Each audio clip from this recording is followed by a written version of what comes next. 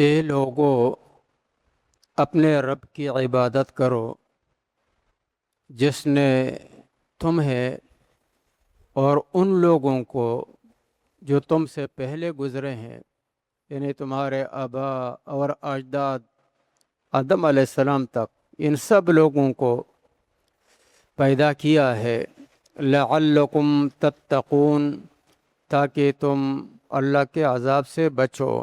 اس سے قبل 20 آیتوں میں شروع صورت سے اللہ تبارک و تعالیٰ نے 3 فرقوں کا تذکرہ فرمایا۔ سب سے پہلے اہل ایمان کا، کہ ایمان والے کون ہیں اور ان کا حکم بتایا۔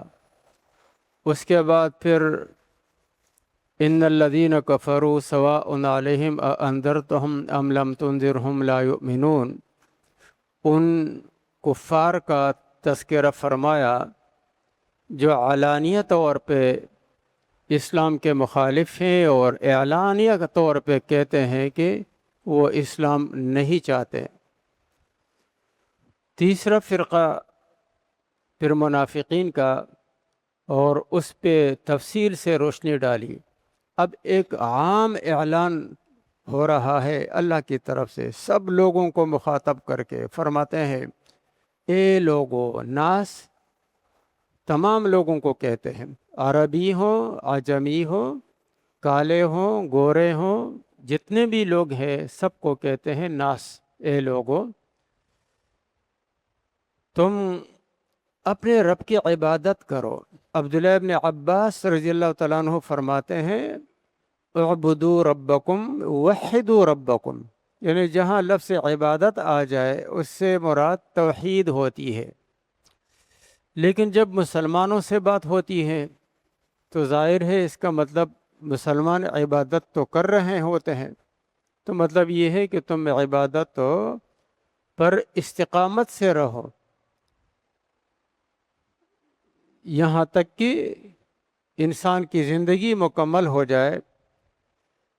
اس کو کہتے ہیں مدعا مع الدلیل، یعنی کہ دعویٰ بھی ہے اور ساتھ دلیل بھی ہے۔ اللہ کی عبادت کرو، کیوں؟ اسی لیے کہ وہ تمہارا رب ہے۔ رب پرورش کرنے والے کو کہا جاتا ہے۔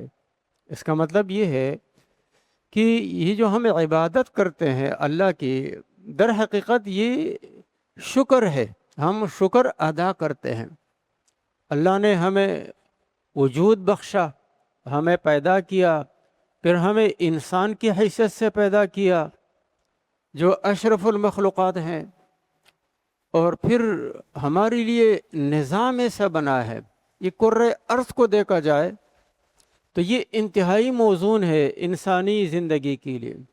60 سال ہو گئے لگ بھگ، اور خلا نورد اور سائنسدان اس تلاش میں ہے کہ کوئی اور سیارہ ہمیں مل جائے اور وہاں پر ہم دیکھیں کہ آج کے 200-300 سال یا 500 سال کے بعد جب پانی کا مسئلہ پیدا ہوگا، انسانیت کی تعداد بڑھے گی اور یہاں رہنا مشکل ہو جائے گا، تو کوئی ایسا سیارہ ہمیں مل جائے کہ ہم وہاں کچھ لوگوں کو منتقل کریں۔ آج تک کوئی ایسا سیارہ نہیں ملا ہے۔ یہ جو موزون ترین جگہ ہے، اس کے موسموں کو دیکھے، ان فی خلق السماوات والارض واختلاف اللیل والنہار لآیات لأولی الالباب، تو یہ موزون ترین ہمارے لیے اللہ نے اسباب بنائے ہیں۔ کرۂ ارض ہے، پھر اس میں موسموں کا آنا جانا ہے، دن رات کا آنا جانا ہے۔ پھر ہماری پرورش کے لیے اللہ نے جو اسباب پیدا کیے ہیں، ان اسباب میں سے ایک سبب والدین بھی ہے۔ تو والدین کے دلوں میں اللہ نے بچے کی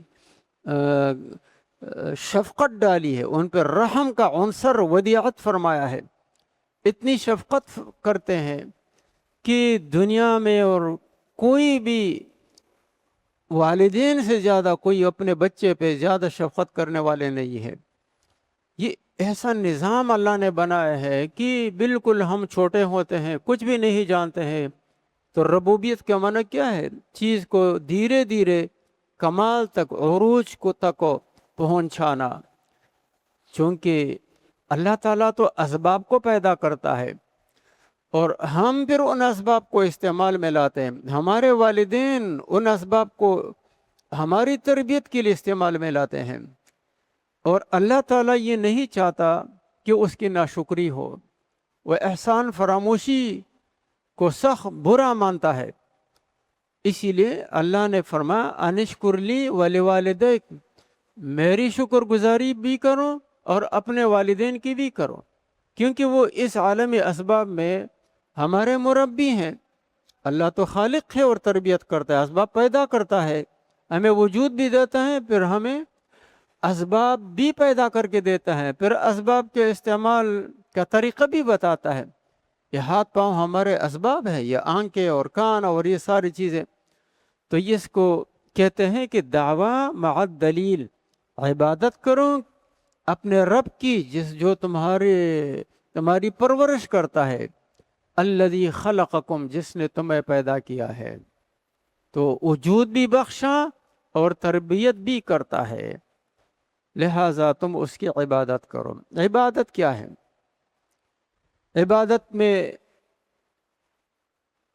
انتہائی محبت ہوتی ہے معبود سے، اور خوف ہوتا ہے، خشیت ہوتی ہے، اور اظہار عاجزی یعنی کہ اللہ کی تعظیم ہوتی ہے.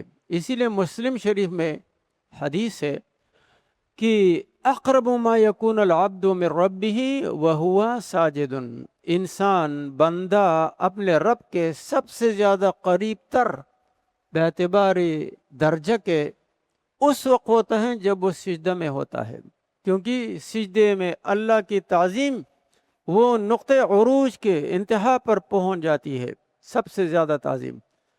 تو عبادت یہ ہے کہ اس میں یہ تین عناصر ہوں، محبت ہوں، ہم اللہ سے محبت کریں کیونکہ وہ ہمارا خالق ہے، ہمارا مربی ہے.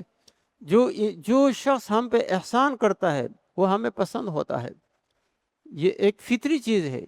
پھر ہم اللہ کی نافرمانی سے، ناراضگی سے ڈریں، جیسے ہم والدین کی ناراضگی سے ڈرتے ہیں، اس سے بڑھ کر ہم اللہ کی ناراضگی سے ڈریں اور اس کی تعظیم بھی کرے. یہ تعظیم اور یہ محبت اور یہ خوف اور خشیت ملا کر کے اس کا مجموعے کا نام عبادت ہے.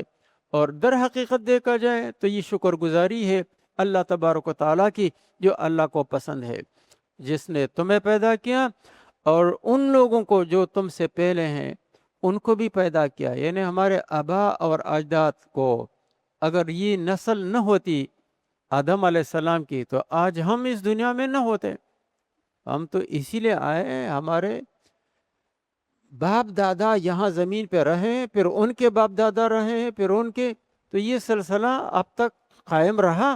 اسی لیے وجود انسان کا، یہ انسان کے لیے سب سے بڑی نعمت ہے. انسان بیمار ہو جاتا ہے اس وقت اس کو اپنی تندرستی اور صحت کی قدر سمجھ آتی ہے. ایک آنکھ جو ہے نا وہ ضائع ہو جاتی ہے تو اس کو اندازہ ہو جاتا ہے کہ آنکھ کی قیمت کیا ہے. ایک کان جو ہے نا بند ہو جائے اس کو تب اندازہ ہوتا ہے، اور جب پورا وجود خطرے میں ہو تو پھر وہ اس وقت انسان کے افسوس کا کوئی ٹھکانہ نہیں ہوتا ہے. تو اسی لیے وجود بھی دیا اور اس وجود کی حفاظت بھی کر رہا ہے، تربیت بھی کر رہا ہے. اور صرف نہیں یہ کہ تمہاری بلکہ تمہارے آبا اجداد کی بھی تخلیق کی اور ان کی بھی تربیت فرمائی. اور اس کا اللہ کو کوئی فائدہ نہیں ہے. لعلکم تتقون، تاکہ تم اللہ کے عذاب سے بچو. تقوی کا معنی بچنا. ہم نے شروع سورہ بقرہ میں اس کے متعلق تقوی کے درجات بتائے تھے. لغوی معنی اس کے کیا ہے؟ بچنا. تو تم اللہ کے عذاب سے بچو، ورنہ زندگی اگر ایسی گزرے گی بغیر اللہ کی معرفت کے، بغیر اس کی عبادت کے، تو پھر وہ زندگی ایسی ہے کہ جیسے کہ فضول زندگی. مولانا رومی رحمۃ اللہ علیہ فرماتے ہیں زندگی آمد برائے بندگی، زندگی بے بندگی شرمندگی. یہ زندگی تو ہے یہ تو بندگی کے لیے، ہم اللہ کی بندگی کریں، اور جس زندگی میں اللہ کی بندگی نہیں ہے یعنی عبادت نہیں ہے تو وہ زندگی نہیں ہے، وہ تو ایک شرمندگی ہے. اللہ تعالی ہمیں شرمندگی سے بچائے. دنیا میں بھی اور میدان محشر میں بھی اور آخرت میں بھی.